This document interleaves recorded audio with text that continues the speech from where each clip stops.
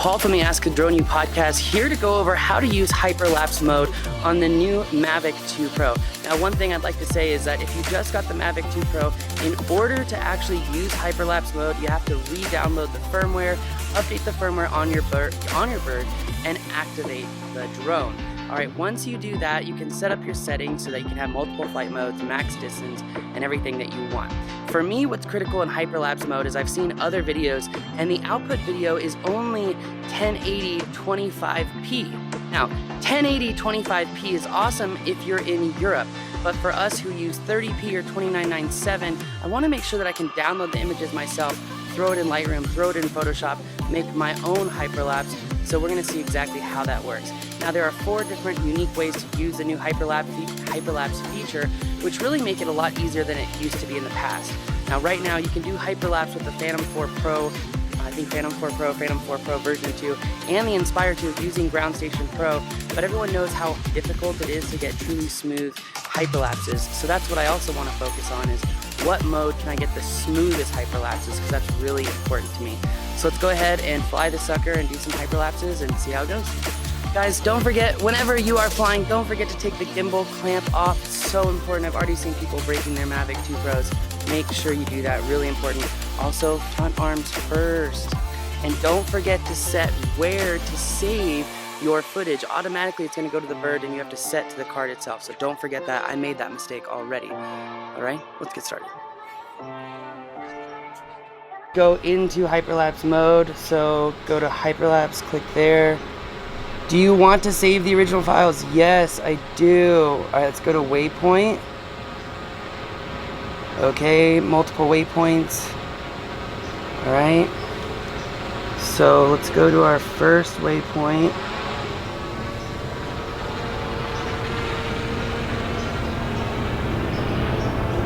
All right. Go here.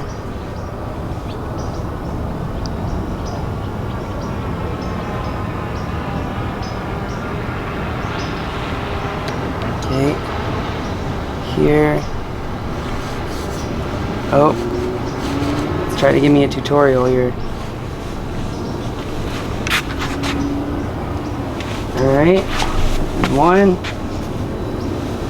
I'm gonna fly to my second one. Okay, there. Boom.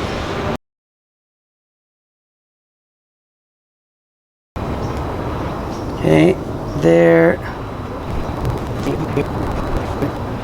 Alright, here we go. So here we're going to set the interval. I'm going to do 2 seconds, video length 5, okay. Now clicking go. Here we go. Flying back to the original waypoint to get started. Meanwhile, I'm getting eaten alive by mosquitoes. But did you know something about mosquito bites? If you actually massage them out, you'll get them to get removed faster. By the way, you can also try to do really long intervals, but you might find that it says you don't have enough battery to do this. And one thing that I've been realizing with this is just how long this takes to actually complete the hyperlapse itself. So while this is going, we're gonna try to also get some footage with the Phantom 4 Pro.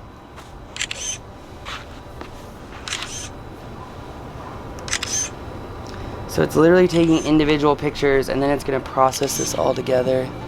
So.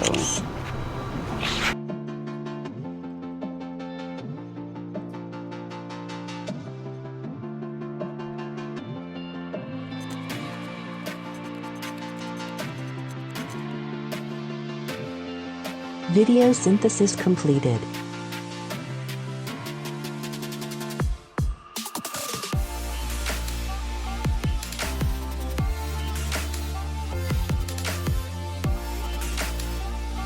One of the things that I learned about flying the hyperlapse is you really need a significant distance from point to point. Now, I was running in the hyperlapse waypoint mode, and what I noticed is it would allow more turn or more yaw in the hyperlapse if you had more distance from each point. I did 4 hyperlapses, and frankly they really weren't that smooth. So I was wondering, how can I make it smoother? Number 1, fly longer distances from point to point. Number 2, have the shortest interval possible. Number 3, distance of the actual hyperlapse itself. So instead of 5 seconds or 10 seconds, try 20. You could get a much smoother hyperlapse. On top of that, if you're in the orbit hyperlapse mode, again, these apply as well. And if you're in the free mode, if you're trying to fly a hyperlapse on your own, do notice that there is a new cruise control mode. That cruise control mode allows you to make a movement and maintain the speed of that movement if you click the C1 or C2 button as you're doing it. Now I hope this helps you get hyperlapses, but also smooth hyperlapses. I didn't go through every single hyperlapse mode because I don't think that they're all useful. For example, the point of interest hyperlapse. Yes, it's very cool, but you can get much better hyperlapsing through. But if you utilize an application like Litchi, you can actually download the flight plan and fly the exact same orbital hyperlapse every single time. So if you're trying to do like a hyperlapse around construction or around a building being built or around some sort of change over time, like 12 months, with Litchi, you can make your orbital, your movement, and then you can save that and then actually use it later. So I hope this video was useful to you in understanding how hyperlapse mode works. Don't forget, it's really important to upgrade your firmware before you're able to use hyperlapse mode. I highly recommend the Waypoint for smoother hyperlapses. Again, really try to extend the time of the hyperlapse and shorten the interval. You're also going to want to save that imagery. So when you pull up hyperlapse for the first time and it says, do you want to save imagery? Yes. Then you can actually get 4K hyperlapsing, and you can, more importantly, set the hyperlapse frame rate to match the frame rate of your timeline. I really don't like that you can only do, 1080p at 25p. That really sucks, so that's why I'm saving the images myself and making my own time lapses, and here's how I'm actually building them.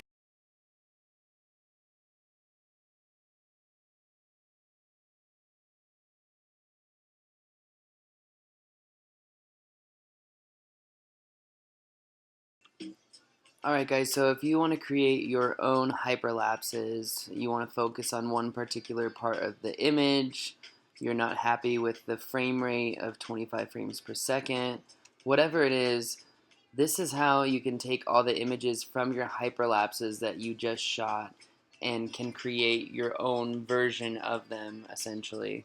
So you'll open up, here, back up for a second, you'll open up Photoshop, and what you'll do is go File, Scripts, Load Files into Stack.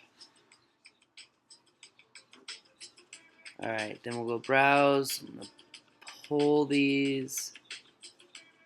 Let's go 247. Click all the way to the bottom, Shift, so I'm pressing Shift, click, Open. Okay. Now this is going to take a little while. So instead of fast forwarding through the footage, I'm just going to save us all the pain and pause it.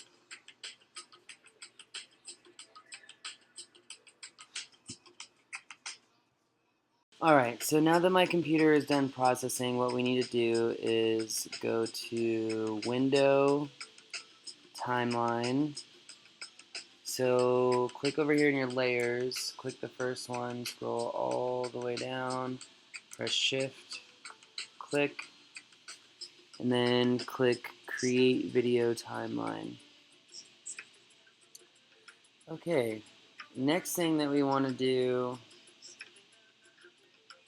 is set timeline frame rate. 30p is good for me. Alright, next thing that we're going to do is convert frames and make frames from clips. Okay. Then we're going to click over here and go New Video Group from Clips. Boom. See, it's playing it in reverse. Some odd reason. So open up this folder over here, click the first file, click over here, go to Layers, then Arrange and Reverse. Okay. Awesome. Now we're going to go here. So go ahead and click this button over here. Render video.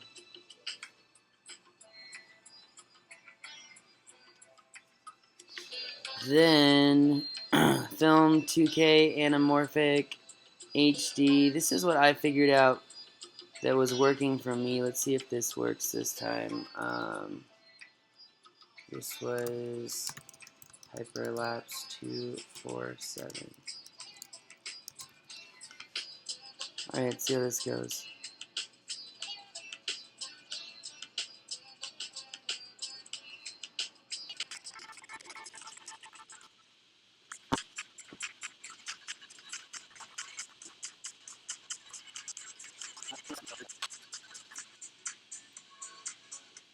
Awesome. Looks like it's done.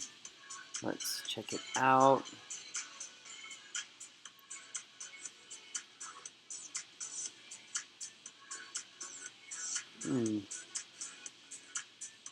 Yeah, I still have this problem. So, that's what we're going to do. We're going to crop this thing. Before we do that, let's try one more render.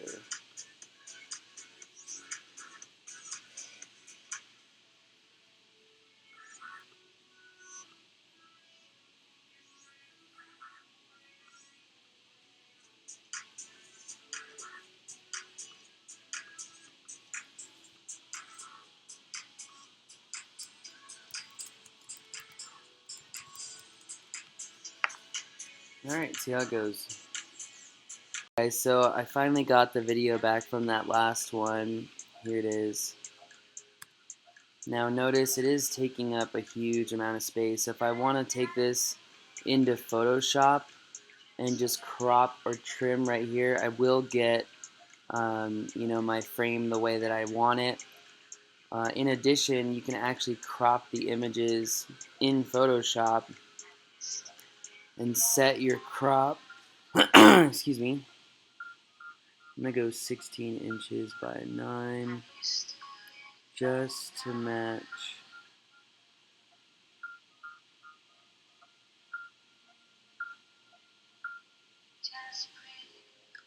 the aspect ratio of widescreen video.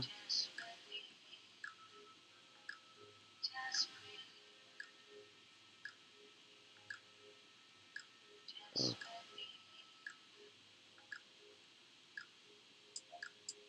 Ooh.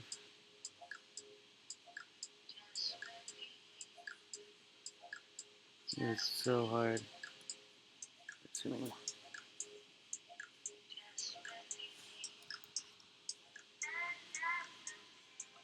Crop. And since I have them all selected over here to the right, it's just going to crop all of them. So we have our crop. We'll go in here. So in order to get a full frame, full video that's correct, 16 by 9, go to render video, H264, high quality. This film 2K at HD anamorphic 1080. This is what's working for me. Obviously, this is not correct. I mean, what I typically would do is just go to custom, go to 4K, and get it that way. But look, when I do it in the way that I just showed you, this is what I'm getting here. So, boom, see, full frame. Anyway, if you remember the first one, this was our first one, later tonight. 4K after crop. See, I've been trying to get this all right. But anyway, you can also crop it in Final Cut Pro. But that's how you make a time lapse in Photoshop. Thanks. Guys, thank you so much for watching another video from Ask Drone U. My name is Paul, and I hope you found this information a lot of fun. If you want some more information, check out our podcast specifically on search and rescue procedures, and check out our Pix4D mapping application. Again, still doing some mapping tests with this. We'll have more information on it later. Until next time, talk to you soon.